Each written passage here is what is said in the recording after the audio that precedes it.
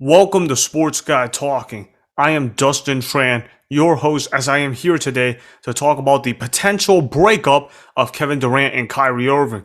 The Brooklyn Nets signed both Kevin Durant and Kyrie Irving back in the summer of 2019 as they were expected to lift the Nets into legitimate title contention year in and year out. However, that expectation has not been met at all, as Kyrie Irving is now expected to potentially leave the Nets via free agency or a sign and trade. Before I say anything else though, I want to present you guys with the topic question. So, here it is. Should Kevin Durant feel betrayed by Kyrie Irving's actions on the Nets?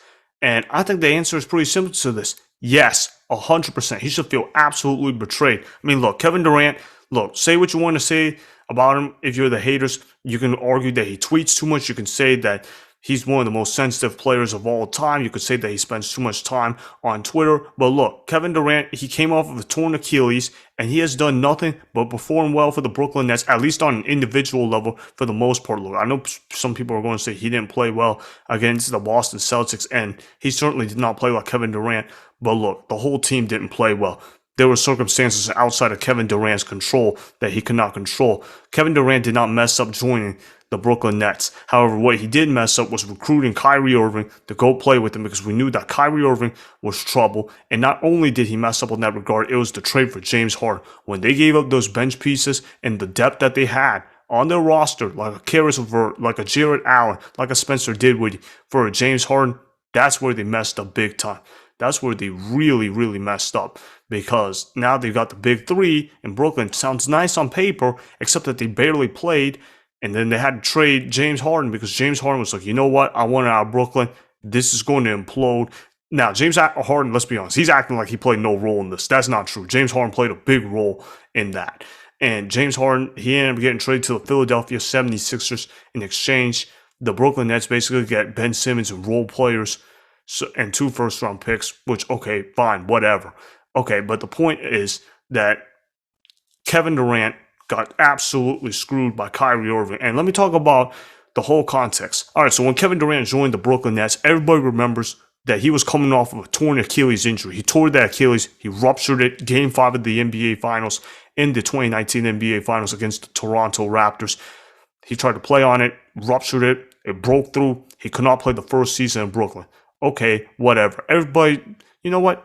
It's not an unreasonable expectation to expect Kyrie Irving to just lead the load and lead the young guys and be the alpha male that Kyrie Irving claimed, or at least thought that he could be. Instead, Kyrie Irving decided, you know what?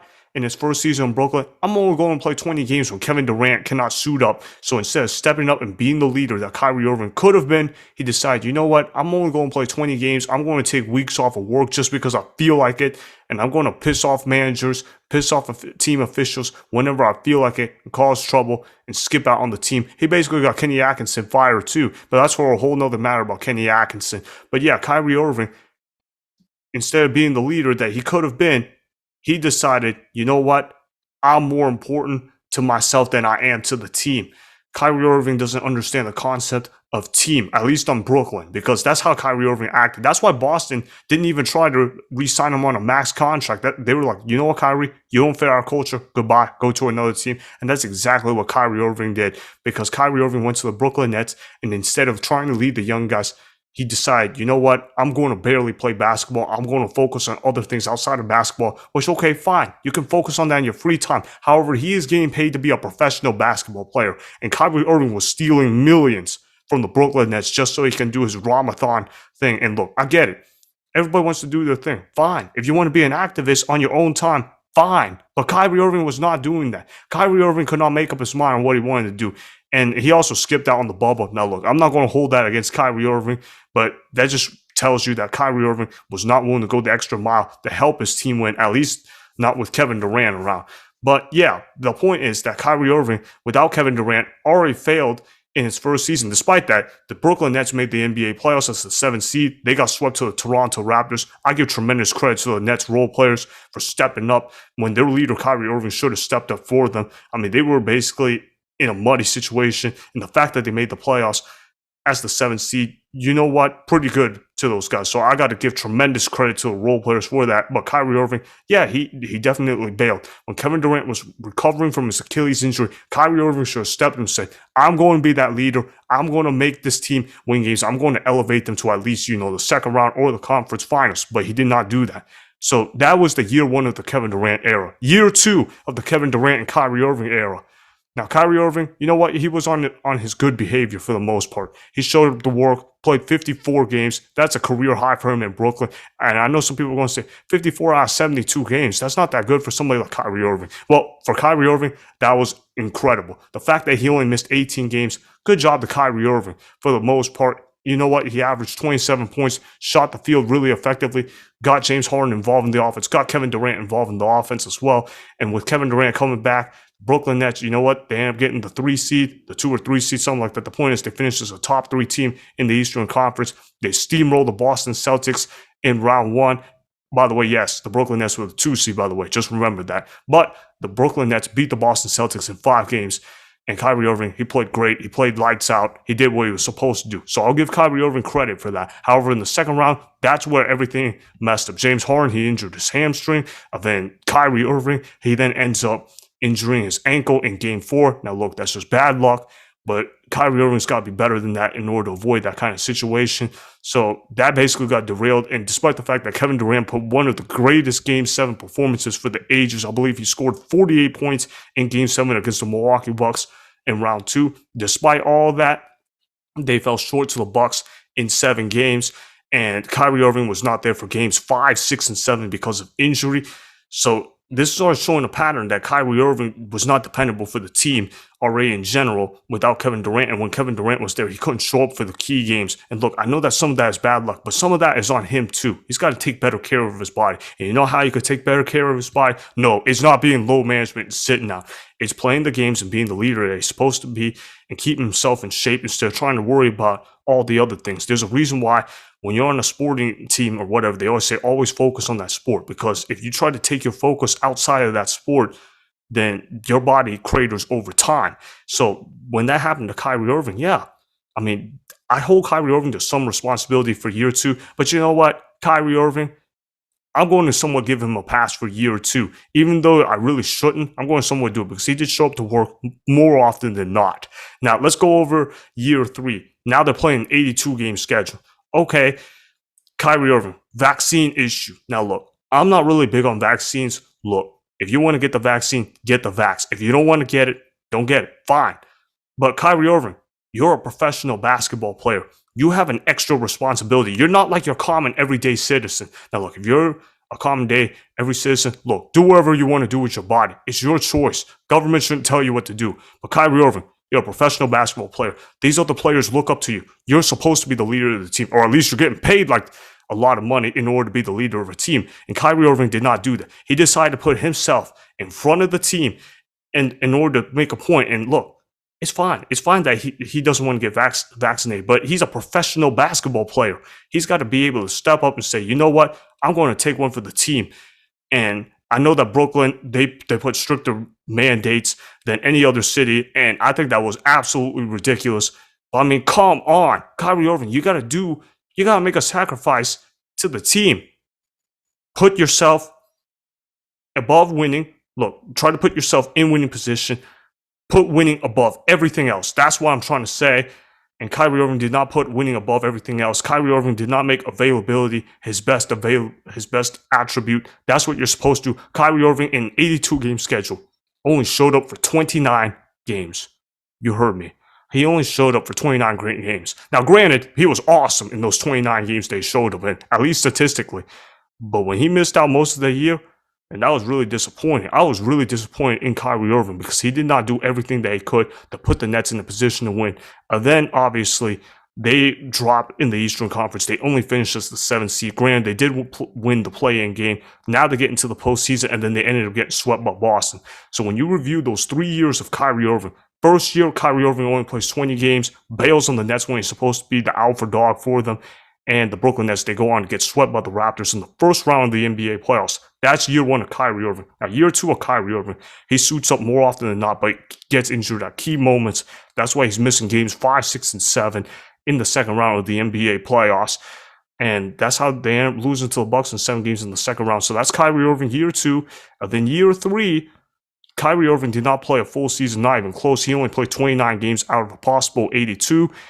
And they got swept to the Boston Celtics in 4 games in round 1. And to answer the question, should Kevin Durant feel absolutely betrayed? 1,000% for sure. Kevin Durant, he was coming off of a torn Achilles. And not only that, Kevin Durant manages to average 28.7 points per game whenever he is playing for the Brooklyn Nets. I mean, do you understand how hard it is to recover from a torn Achilles, to play like 70% of yourself? And not only did Kevin Durant do that, he returned back to basically full form for the most part. Most people would say, you know what, Kevin Durant's a top 5 player in the NBA. Some people might even argue he's top 2. Depending on how you feel about Kevin Durant, he's still one of the top players in the NBA. So when you look at it from that perspective, yes, Kevin Durant absolutely got betrayed by Kyrie Irving. Kyrie Irving never gave a full season's worth of effort, of work for Kevin Durant. And that's why the Kevin Durant-Kyrie Irving experiment for the Brooklyn Nets failed. It wasn't because Kevin Durant couldn't recover from his Achilles. It wasn't because of bad coaching necessarily, although that played a role.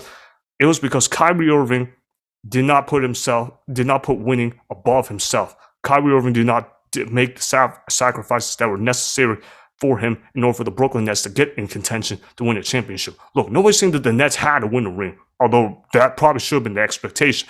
But if the Brooklyn Nets had just made one Eastern Conference Finals appearance in the last 3 years, I feel like people would be more understanding of why the Brooklyn Nets came up short. But to see the Brooklyn Nets get swept twice in the first round during the Kyrie Irving era, and then the other season where they didn't get swept in the first round, they lost in the second round where he missed games 5, 6, and 7.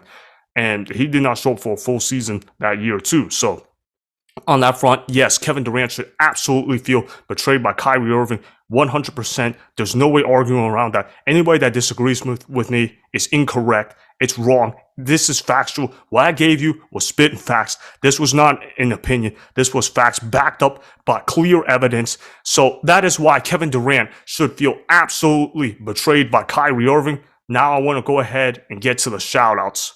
So, shout out number 1 goes to Aspect. He says, I think the Hornets could definitely get Quinn Snyder. Well, I kind of wish the Hornets got Quinn Snyder because they ended up getting Steve Clifford, a move that I was not inspired with. I feel pretty lukewarm about that. As a Hornets fan, I personally hope that the Hornets were going to hire either Mike D'Antoni or Terry Stotts. Instead, they hired Steve Clifford, although that didn't happen. Thanks for commenting, man. Really appreciate hearing from you, Aspect. So that's my shout number 1. Now let's go ahead and get to shout number 2, which is Song Tao. So he says, one word on Sharp, superstar.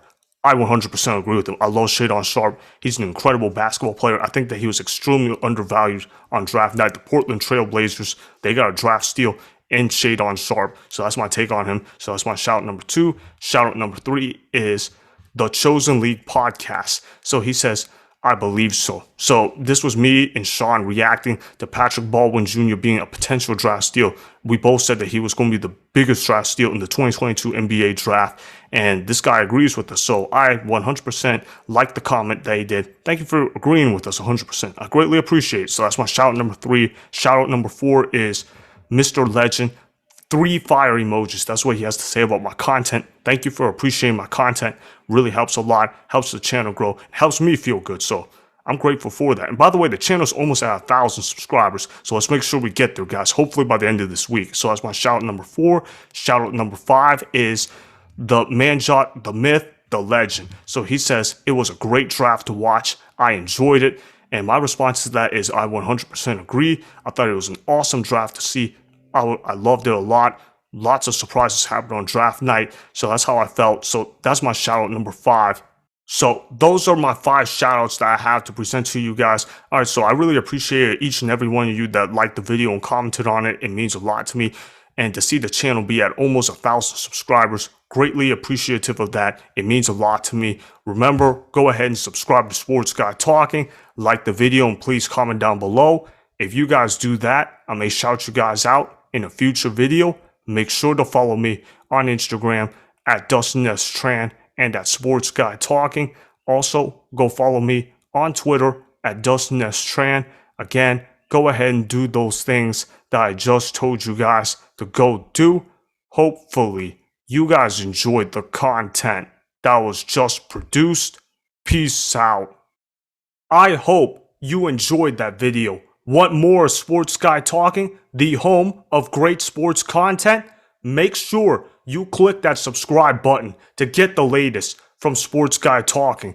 Go ahead and like the video, comment down below, check the description box on the video in order to follow my Instagram and Twitter. Also, be sure to check out more of the best clips from the YouTube channel, Sports Guy Talking.